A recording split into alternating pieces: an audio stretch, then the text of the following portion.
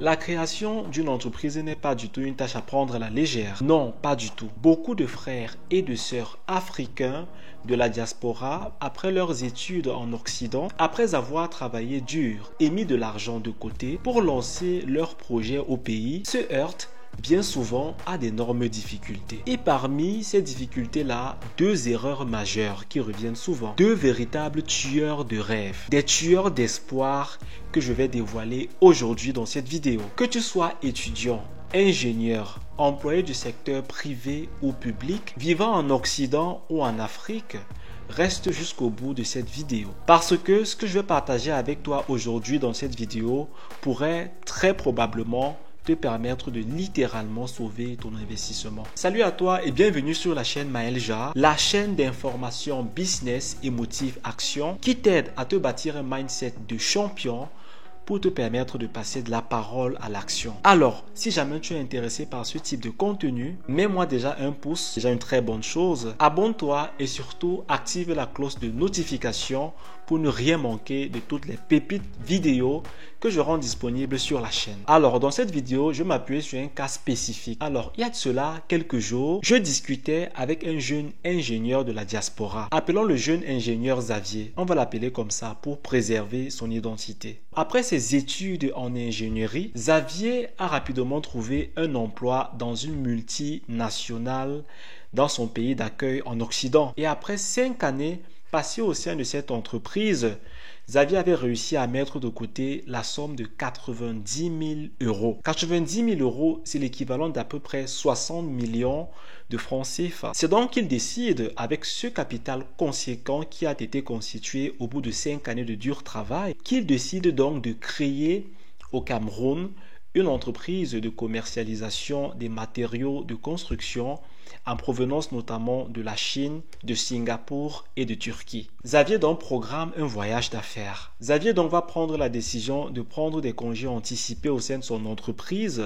Il va prendre 30 jours de congés afin de pouvoir voyager et d'aller à la rencontre de ses fournisseurs. Xavier donc se rend en Chine, à Singapour et en Turquie. Il rencontre donc ses fournisseurs, achète la marchandise dont il a besoin et les fait embarquer donc dans des conteneurs destination le Cameroun, son pays d'origine. Et jusque-là, tout allait super bien. Et c'est donc ici que malheureusement, Xavier va commettre sa première erreur fatale. Une fois la cargaison de marchandises arrivée au port de Douala au Cameroun, Xavier va prendre la décision de confier la partie administrative et juridique de son projet à son cousin. Et pourquoi il a fait cela?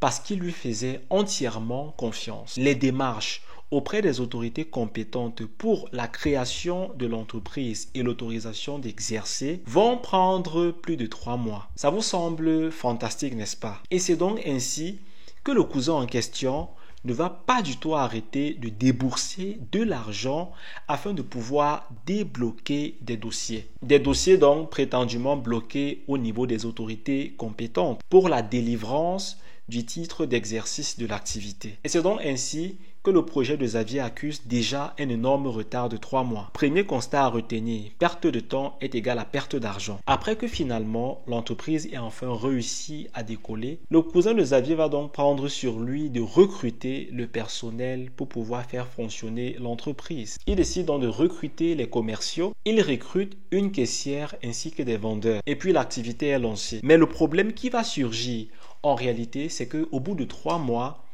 le bilan de l'entreprise est négatif. Oui, le bilan trimestriel de l'entreprise présente un état négatif. Mais l'entreprise continue toutefois à exercer l'activité. Et c'est ainsi qu'au bout de 6 mois, on observe tour à tour une rupture de stock, des pertes financières impressionnante de plus de 40%. Xavier se retrouve donc dans une position d'impossibilité de pouvoir renouveler la marchandise. L'entreprise s'écroule. Xavier vient de perdre 90 000 euros d'investissement en seulement 6 mois. La première erreur que Xavier a commise, c'est celle d'avoir confié son business à son cousin tout en lui faisant confiance. Il est très important de comprendre que le business ne se gère pas en famille, en particulier au démarrage de votre activité. Quand vous démarrez une activité, quand vous êtes encore au niveau du lancement de votre business, il est très important de pouvoir travailler avec les professionnels. Des professionnels compétents, tout en étant encadrés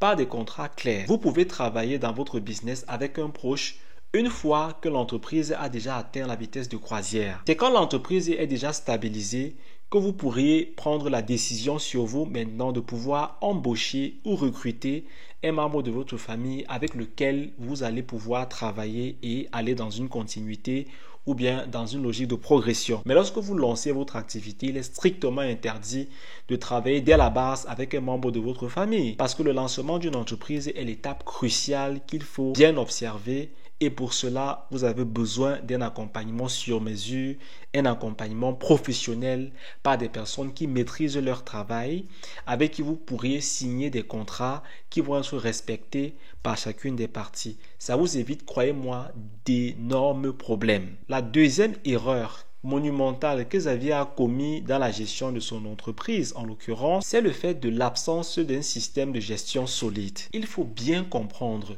qu'une entreprise ne vit pas seulement de marchandises et d'argent investi. Une entreprise, pour son bon fonctionnement, a besoin d'un système de pilotage clair et précis. Et cela inclut de nombreux paliers comme par exemple la gestion de stock, la gestion des finances, la gestion du personnel exploitant ainsi que le suivi de la performance générale de l'entreprise. Et ces différents aspects-là, crois-moi, ce n'est pas ton petit frère diplômé en droit ou en économie qui va les improviser. Il faut des outils adaptés et un encadrement sérieux. Ce qui s'est donc passé pour Xavier, c'est que Xavier a tout perdu. Il a perdu son investissement, il a échoué son projet.